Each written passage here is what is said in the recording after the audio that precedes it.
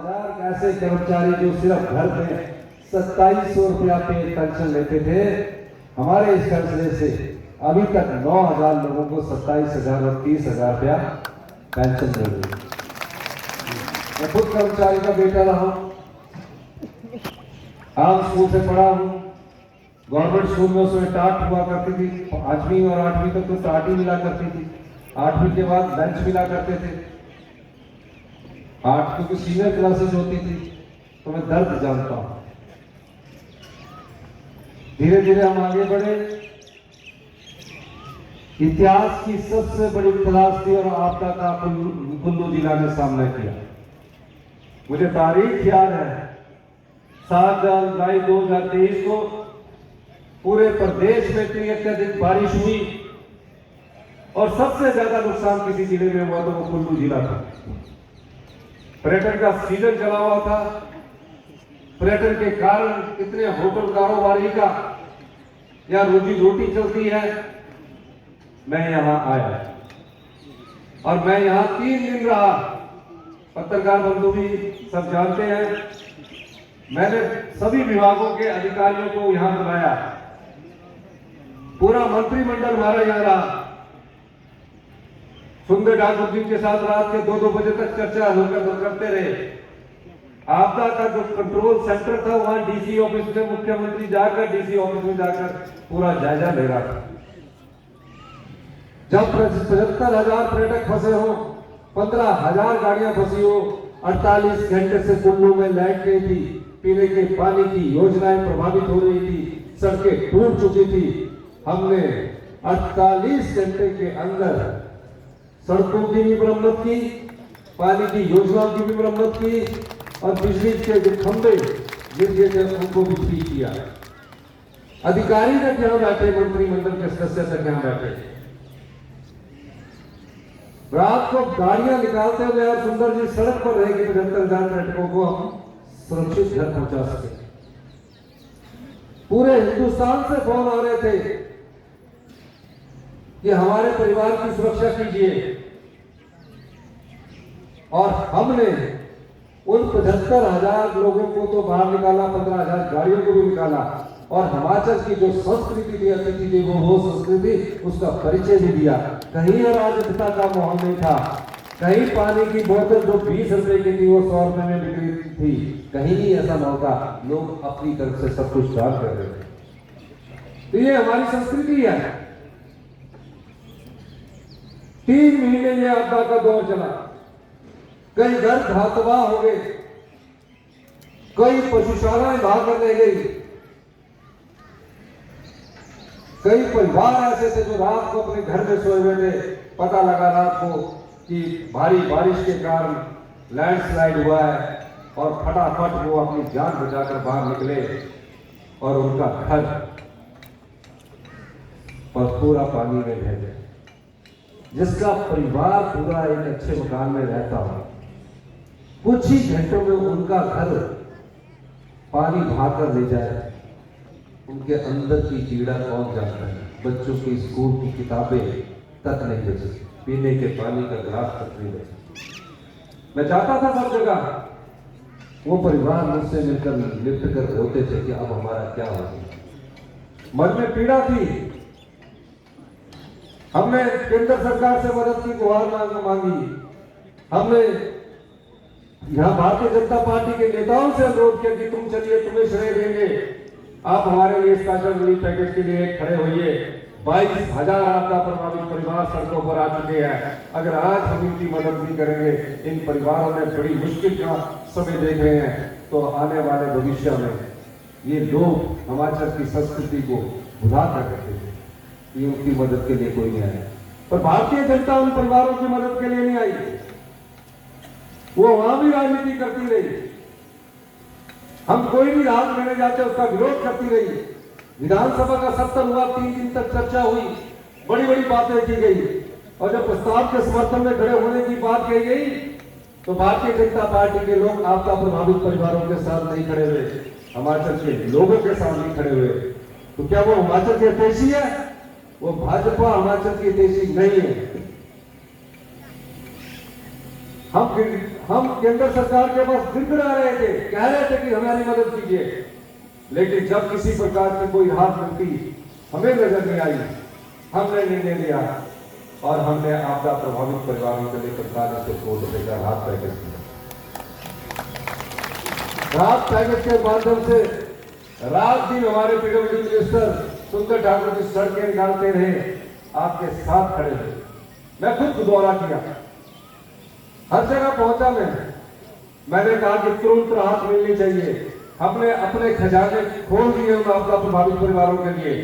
जहां हमारे पास कैश मिलता था कैश देते थे, जहां हमारे पास कुछ होता था हमने उन परिवारों को जख्मों पर थोड़ा मरहम लगाया। अभी इस चुनौती का सामना कर ही रहे थे। मेरी अधिकारियों से बैठक होती थी, कहते थे कि हम 1.5 लाख रुपया देंगे, जिसका पक्का मकान उजड़ गया, जिसका पक्का मकान पानी बहा कर लेगा 1.5 लाख रुपया। मेरे मन में पीड़ा थी, मैंने कहा 1.5 लाख से कोई घर नहीं बनता, हम जानते हैं। मैंने आपदा प्रभावित परिवारों के लिए कानून बदल दिया, नियम बदल दिया और 1.5 लाख रुपए से बढ़ाकर उस सहायता राशि को 7 लाख रुपए दिया। कुल्लू में भी 118 परिवारों ने सरकार की मदद दी और तकरीबन 308 परिवार जिनके घर आंशिक रूप से टूट चुके थे, उनकी सहायता राशि 4,000 से बढ़ाकर 1 लाख थी। कई दुकानें टूट चुकी थी, उनकी सहायता राशि 25,000 से बढ़ाकर हमने 50,000 की। धीरे धीरे हम इस आपदा से निपटने के बाद उभर रहे थे। हमने 15 महीने के कार्यकाल में 2200 करोड़ का राजस्व एकत्रित किया और 2200 करोड़ का राजस्व एकत्रित किया। मैं दूसरा बजट प्रस्तुत करने वाला था, मैंने दूसरे बजट में कहा कि ये पैसा हम आम जनता को बांटेंगे, किसान को बांटेंगे। इस दृष्टि से हमने बजट बनाना शुरू किया और जब मैंने 17 फरवरी 2023 को बजट प्रस्तुत किया, उसमें मैंने किसानों के लिए हिंदुस्तान की पहली योजना लेकर आया। पूरे हिंदुस्तान में दूध में कहीं भी मिनिमम सपोर्ट प्राइस नहीं है। हमने दूध का मूल्य 32 रुपए से बढ़ाकर 45 रुपए किया। भैंस के दूध का मूल्य हमने 32 रुपए से बढ़ाकर 55 रुपए किया। ये तो भी शुरुआत। इसके अलावा हमने बोला जिसने गाय रखी होगी, अगर वो करता तो कणक भी 40 रुपए किलो खरीदी जाएगी और मक्की भी 30 रुपए किलो खरीदी जाएगी। हम किसान के हाथ में पैसा पहुंचाना चाहते थे। उसके बाद हमने विधवा महिलाओं के लिए योजना लाई कि उनके जितने भी बच्चे हैं, 1,15,000 के करीब विधवा महिलाएं हैं, उनके जितने भी बच्चे हैं, उनके बच्चों की पूरी पढ़ाई का खर्च 27 साल की उम्र तक कांग्रेस पार्टी की सरकार उठाएगी। किसी गांव में कोई विधवा है, उसका बच्चा पढ़ने में तेज है, पैसे की तंगी के कारण विधवा मां उस बच्चे को नहीं पढ़ा सकती है। हमने कहा 27 साल की उम्र तक उसका पूरा खर्चा सरकार लाएगी। पहले बजट में मैं उन बच्चों के लिए योजना लेकर आया जो अपनी 22 साल की उम्र तक हमारी सरकार 4,000 का महीना दे रही है, उनकी पढ़ाई का पूरा खर्चा भी सरकार उठा रही है। ये सरकार की योजनाएं थी। जो मनरेगा में लगी हुई महिलाएं थी, उनकी दिहाड़ी को हमने 240 से बढ़ाकर 300 रुपए किया। ये दूसरे बजट में हमने पूरी योजनाओं को डाला। 70 साल से ऊपर हिमाचल प्रदेश में कितने बुजुर्ग हैं? हमने कहा कि रोज धक्के खाते हैं हमारे बुजुर्ग, हम सिर्फ जुबान से अपने बुजुर्गों का सम्मान करना चाहते हैं, हम कुछ करके दिखाते हैं। हमने 70 साल से ऊपर के सभी बुजुर्गों की जो बीमारी का मुफ्त इलाज करने की योजना को लाया है। ये सब घोषणा चुनावों से पहले होती थी, लेकिन हमने चुनाव मद्देनजर नहीं देखे। हमने अपनी हिमाचल की जनता को देखा। हम वो लोग नहीं थे कि 5 साल हम सो रहे और खजाना लुटाते रहे। हम वो लोग थे जो जागते रहे, भ्रष्टाचार के चोर दरवाजे बंद किए और भ्रष्टाचार के चोर दरवाजे बंद करने के बाद 2200 करोड़ रुपए कमाया जो आम जनता के बीच में हम बांटते। यही नहीं, कई और योजनाएं हैं जो आने वाले समय में आपको नजर आएगी।